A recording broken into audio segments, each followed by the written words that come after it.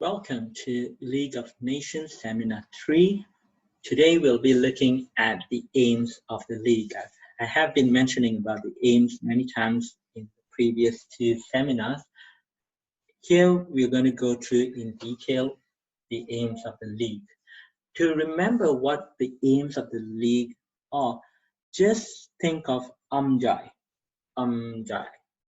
I am going to die. No, actually just die. Die. UMDIE. So what is UMDIE? U for uphold the Treaty of Versailles.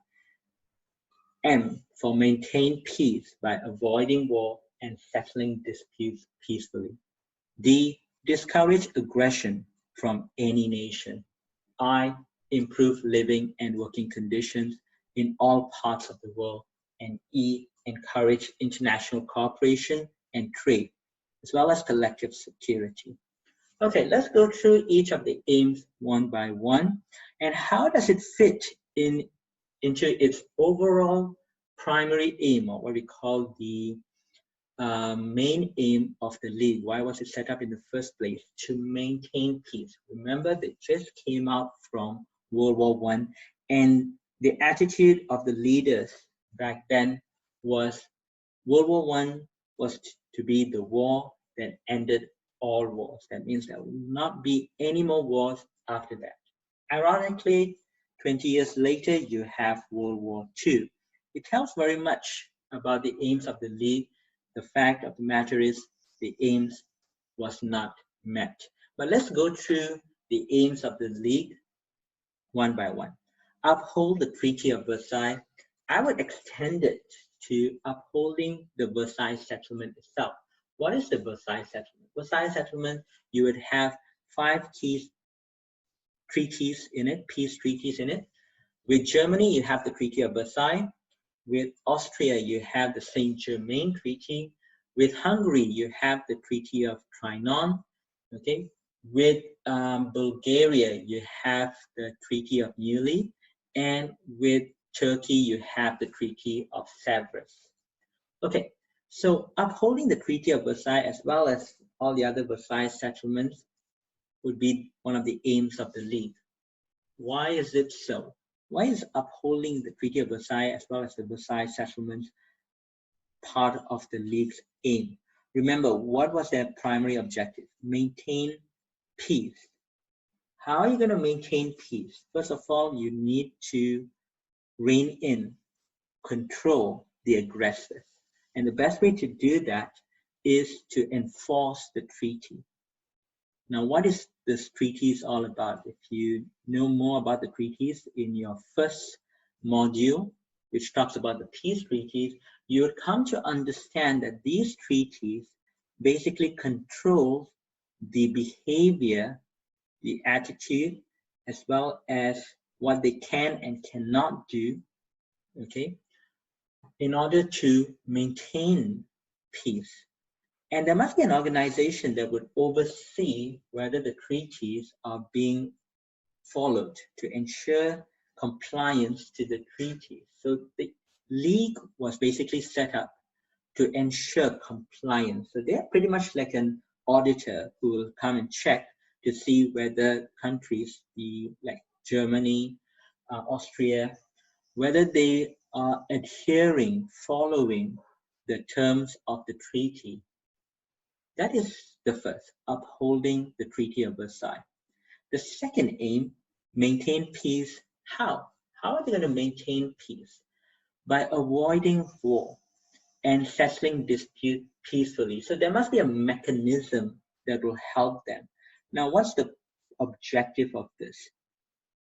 To state it over here, to avoid war and to settle disputes. How? Peacefully, through a peaceful method, a peaceful way of doing things, and that will be under arbitration. So if you have a problem, let's say I have a dispute with another country and we are disputing about a land, for example, and obviously this conflict would cause a lot of tension, hostility. So we want to avoid war. The League's aim is to avoid war. That's the first. Second would be to settle this conflict, this dispute, amicably, peacefully. So what do? You bring them together, the two parties together, sit down and thrash out their problems. Okay, so it's by negotiation. What is the objective? To avoid war. Okay, by settling the disputes peacefully. Okay, let's talk about D, which is discourage aggression from any nation. Now, nations might act aggressively in the future. Remember, the League of Nations came about in 1920. They basically have to deal with member countries as well as non-member countries who basically might just act aggressively. Now, we will talk about the reasons for aggression much later in our seminar, but right now we have to understand word for word what this means. Discourage, that means doing whatever necessary to enable nations not to pursue a cause, a hostile cause that would be detrimental to other nations. So basically, it is to protect the victim nation. Let's say if I have a dispute with you, so I'm the aggressor, you're the focus of my aggression, so let's call you the victim. So being the aggressor, what will the league do towards me? They would protect the victim country by discouraging me from acting aggressively. So there are three weapons that we have mentioned before. These three weapons are basically the first, moral condemnation. They were condemning for acting aggressively. Now, if I have any faith, if I have any pride, I would cease to be aggressive so that I can win support. Because if I lose support, it'll be very hard for me to improve my GDP because my GDP depends on three factors. The first factor for my GDP would be international cooperation, coming up with policies, my foreign policies that will allow for international cooperation. Other countries, foreign countries, would be at ease trading with me. So that's the second, trading, ease of trade. Now, the third basically would be funding, international investments. Remember, one of the criteria or components of GDP is investment. So if I'm being hostile, if I'm being aggressive, there is no international cooperation, that's one. Second, there won't be international trade, that's two. And I would cease to have what we call foreign direct investments, all right? So countries overseas may not want to invest in my countries because my policies, my attitude towards that country is hostile. So what do I do in order to improve my reputation? Cease to be aggressive. If that doesn't work, then economic sanctions will be imposed on me. If that doesn't work, then the league will send in their army, okay, to come and deal with me. Now, this army is basically armies from member countries. League of Nations did not have its own army, basically. Okay, we'll talk more about that much later. But right now, just remember, one of the aims is to discourage aggressive nations from acting aggressively. This is basically to maintain world peace. Now, let's look at improving living and working conditions in all parts of the world. What is the purpose of this aim? Why did this aim really come about? Now, we understand UMD, upholding the Treaty of Versailles, maintaining peace by avoiding war and settling disputes, discouraging aggressive nations from acting aggressively. All these deals with basically maintaining peace through putting a gate or a lock on aggression. Okay, it's all about maintaining peace, yes. And basically, you deal with aggressive nations. But what about improving living and working conditions? How does this tie into maintaining peace? First of all, how does living and working condition lead to a war? That's the big question that we need to ask ourselves. So I'm going to dwell into that for a minute here. Imagine if you have a neighbor, okay, who has a better living and working condition than you do. How would you feel? Just think about that. How would you feel if your neighbor has a better working and living and working condition, had a better living and working condition than you do? How would you feel? Would you feel okay about it, or would you do something about it? Would you feel a bit of hostility there? And so when people want to improve their living and working condition, okay, this can avoid war. How?